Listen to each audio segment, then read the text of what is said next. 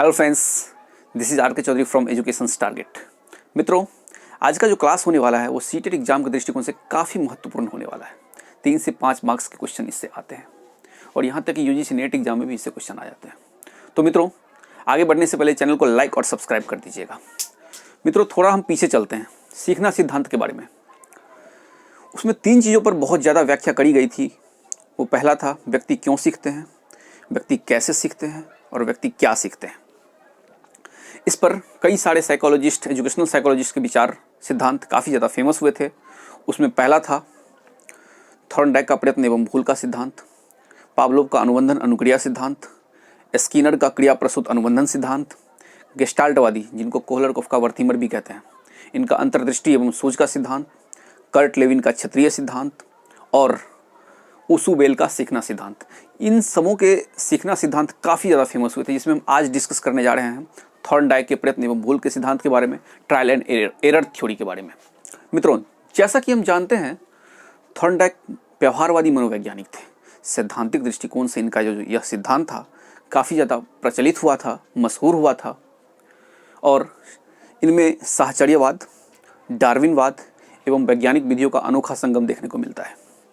अब सवाल ये उठता है कि थॉर्नडाइक का प्रयत्न एवं भूल का सिद्धांत क्या है।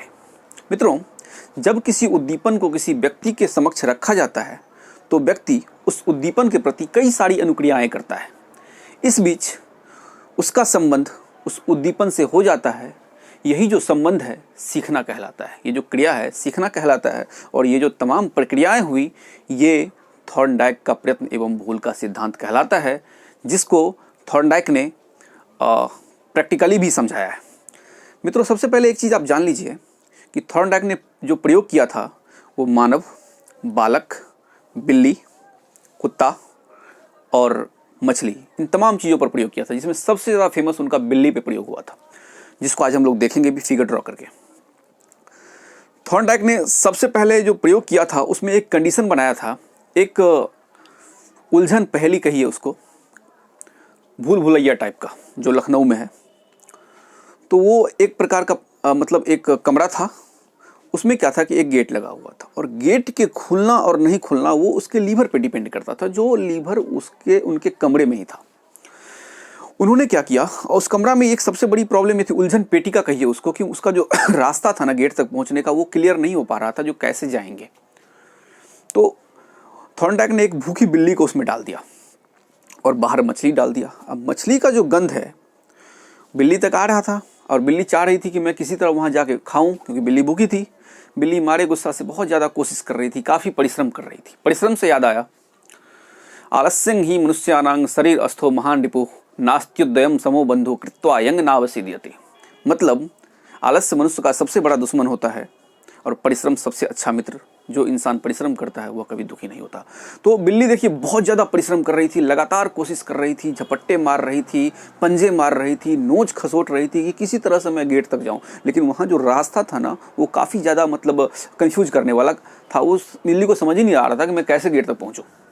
लेकिन लगातार तमाम कोशिश करने के बाद, प्रयत्न एवं भूल का सिद्धांत है ये, प्रयत्न और भूल करने के बाद बिल्ली, संजोग से क्या हुआ बिल्ली का जो पंजा है उस लीवर पर पड़ा और दरवाज़ा खुला, और जैसे ही दरवाज़ा खुला बिल्ली ने जाकर के मछली को ग्रहण किया, खाया। सवाल ये हुआ कि इसमें बहुत ज़्यादा समय लगा, तो थॉर्नडाइक ने फिर से इसी सिद्धांत को, इसी थ्योरी को रिपीट किया, इसी प्रैक्टिकल को रिपीट किया।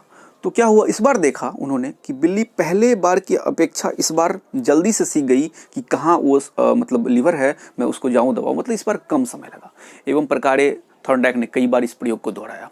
तो लास्ट टाइम जाके देखा कि बिल्ली को पता चल गया कि वहाँ लीवर है, वहाँ पे जाके उछलना है, जैसे ही मैं उछलूंगी दरवाज़ा खुलेगा, मैं मछली प्राप्त करूंगी, मेरा भोजन मिल जाएगा। मतलब ये सीखना जो प्रक्रिया था, लास्ट टाइम बिल्ली सीख जाती है कि मुझे वहाँ जाके लीवर दबाना है। ठीक, तो इस मतलब प्रैक्टिकली के अकॉर्डिंग उन्होंने दिखाया कि जो मैंने अभी अभी शुरुआत में मैंने आपसे कहा था थ्योरी, जो जब किसी उद्दीपन को किसी व्यक्ति के समक्ष रखा जाता है तो व्यक्ति उसे पाने के लिए कई सारी अनुक्रियाएं करता है। फिर जो है सो मतलब जब कामयाब हो जाने के बाद जो है सो उससे एक मतलब वो मुझे प्राप्त हो जाता है, संबंध हो जाता है, जो कि सीखना कहलाता है। बस सेम चीज़ आपने वहाँ देखा, जिसको हम फिगर ड्रॉ करके भी देख लेते हैं। मान लीजिए कि यहाँ जो है सो मछली है, फिश, और ये है उलझन पेटिका थॉर्नडाइक का, और इसमें यहाँ पर जो है सो कैट है, बिल्ली है, ठीक है। और इसका जो ये गेट है मान लीजिए, ठीक। इसका जो रास्ता है काफ़ी ज़्यादा पेचीदा है, लीवर ये है, क्योंकि ये जो दबेगा तभी ये गेट खुलेगा, अभी बंद है मान लीजिए, तो ऐसे इसका रास्ता है। मतलब काफ़ी ज़्यादा भूल भुलैया टाइप का उलझन पेटी का रास्ता है। मतलब बिल्ली को पता नहीं है कि लीवर तक कैसे पहुंचा जाए। और क्या करती है कि बिल्ली मतलब पहले बहुत ज़्यादा जंप कर रही है, उछल रही है, मतलब नोच रही है, खसोट रही है, और उसके बाद जो है सो बिल्ली किसी तरह जो है सो यहाँ तक पहुँच जाती है लीवर तक। और लीवर पर जैसे ही उछलती है कि दरवाज़ा खुल जाता है, दरवाज़ा खुलता है तो वो जा करके मछली खा लेती है। मछली खा लेती है मतलब ये प्रक्रिया कई बार चला। मतलब तब थॉर्नडाइक ने पाया कि मतलब लगातार जब करने के बाद बिल्ली समझ गई कि मुझे यहाँ से यहाँ जाना है, इसको दबाना है, ये खुलेगा, मैं मछली खा लूंगी।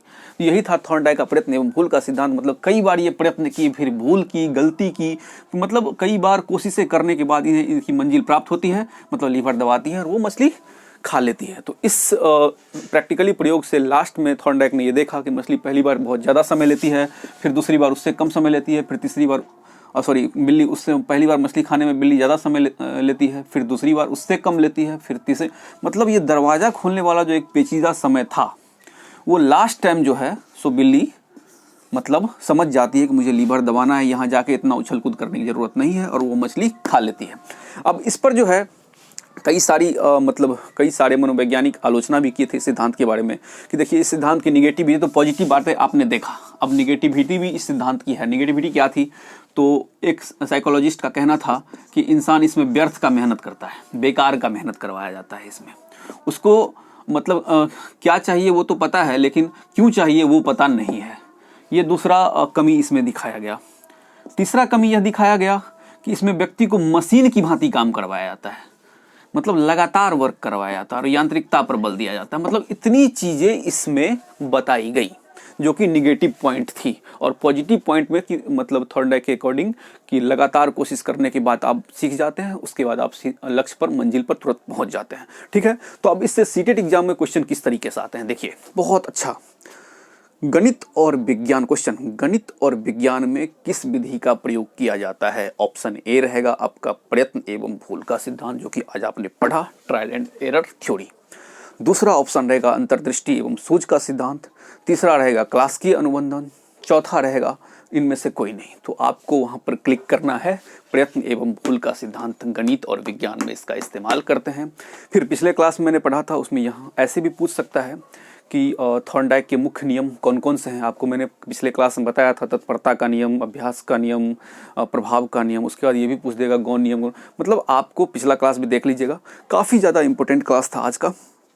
उम्मीद है कि आपको क्लास अच्छा लगा होगा। थैंक यू, धन्यवाद, जय हिंद, जय भारत।